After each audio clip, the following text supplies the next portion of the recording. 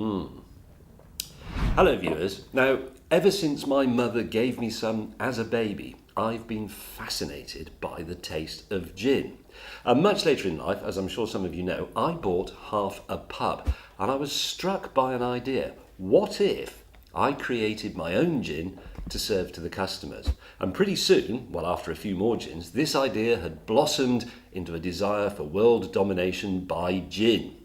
The trouble is though, qualified though I am to drink gin, I don't actually know very much about making it. So I made contact with a man called Hugh, and then, pretty soon after that, joined him in a dark, cold shed that once belonged to Sir Walter Raleigh. Gin is a massive worldwide phenomenon. Millions of gallons of it are made, and that's just for Richard Hammond. It all starts with this rather prosaic antique. And the basic principle is you evaporate your spirit and it goes as a vapour through this tube, is cooled in this pot and then comes back out as a liquid minus some of the things that were in there. It's Chemistry 101. Yes, there you go. Right, that's it. Thank you for watching. For anybody who knows nothing about this, a gin starts life as a neutral spirit, so a vodka essentially. Yes. And then it's infused with botanicals which must include juniper.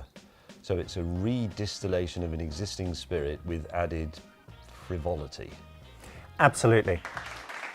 And your base spirit has to be 96% ABV to start off with. ABV, which is alcohol by volume. Our charge has to use neutral grain spirit, and neutral grain spirit can come in several forms, but they all start off at 96 ABV. So that means 96% of the liquid is alcoholic. Correct. If you think about a tea bag, where within the tea you've got your different blends of spices that you're wishing to impart the flavour into the tea, we're doing exactly the same with the gin.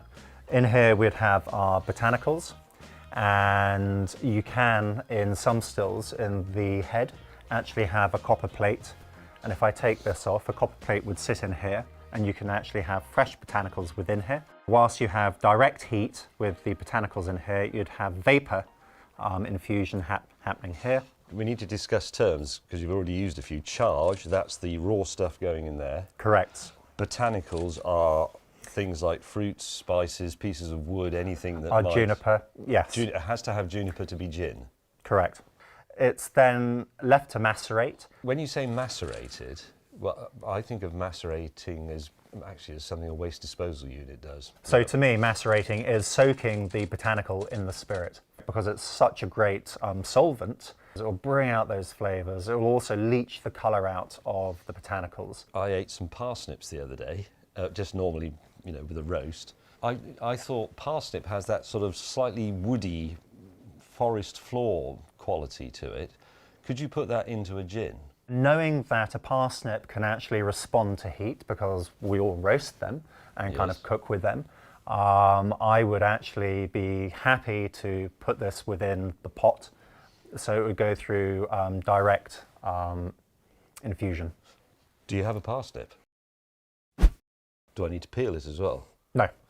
Good. But I would suggest actually we kind of, rather than big chunks, we make it quite fine, so perhaps battens are always a good thing.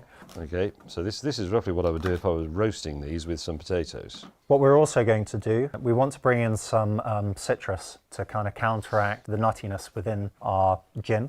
In there you go. Perhaps we should use a bit of lemon peel. So if you would like to peel, the lemon oils, when you smell it, the oils are within the skin. That almost smells like lemon flavoured sweets that you get from the corner shop in 1974. Yeah. So if we both add our lemon, just drop it in. I think perhaps lime and some kind of Asian influence. I'm basing everything I'm doing here, or everything I'm suggesting, on things that I've cooked with. And when I cook with things, I generally smell them and think that smells like it would go with that. It actually works some of the time. So this is juniper, and juniper is... Can I take a few? Yeah, of course. It's a berry, isn't it? Yes. Well, actually, it's a cone, and people even cook with juniper. It is astringent. After a few seconds, it Yeah. starts to dry your tongue out, doesn't it? Absolutely. So we're using Angelica root to help bind the flavour within the gin.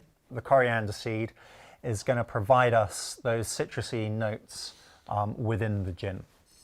So it's really very earthy, musky, Yeah. almost like that kind of wet dog smell. Yes, damp dog with a little bit of emulsion. So we've now got our juniper, we've got our coriander seed, we've got our Angelica root, we've got citrus. And parsnip. What are we going to call our parsnip flavoured gin? Because it's obviously going to be a massive runaway hit.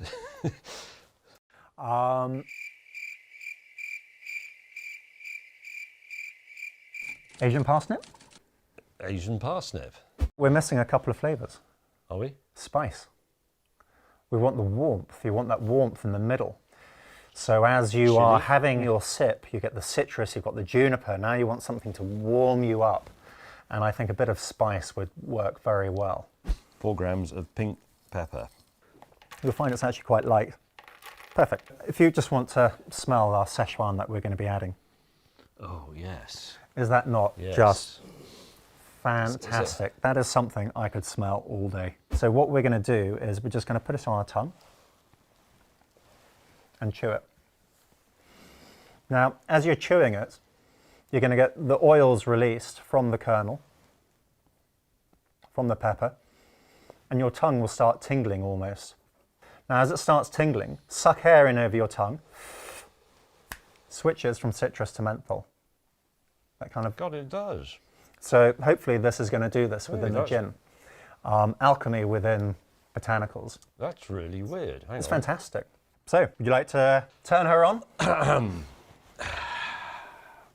If we push her on, let's say 3. 3 out of 5. She's going to slowly warm up, and that's probably going to be around 76, 75%. And how long will this take? This will take 3-4 hours. Better go to the pub.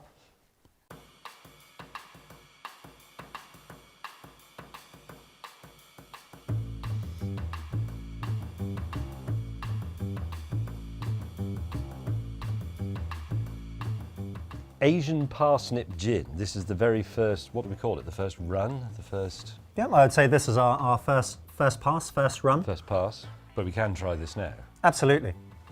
Here we go. This is the first time. There will only ever be one first time that I try this.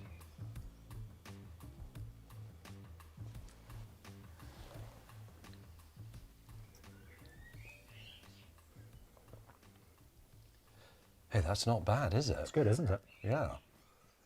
That tastes like a...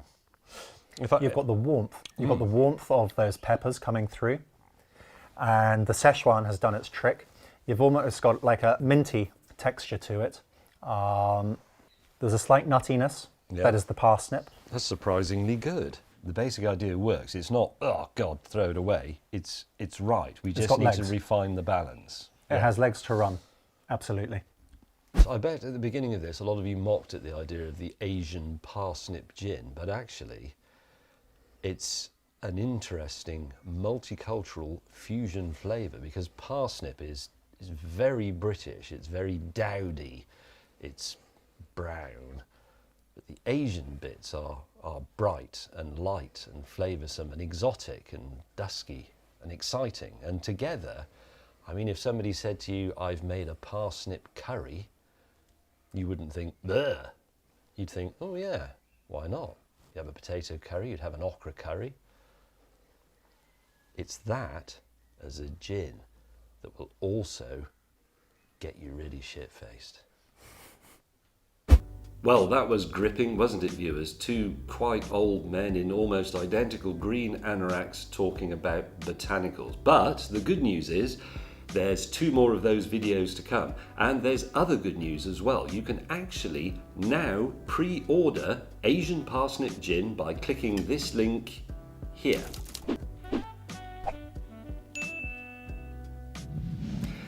It's a limited run gin, and I do have a bit of explaining to do about this because I said we would have 1,000 litres. That's a nice round number, but of course I forgot that a bottle of gin is not a litre, is it? It's 70 centilitres. So this is a limited edition of 1,420 bottles of Asian parsnip gin.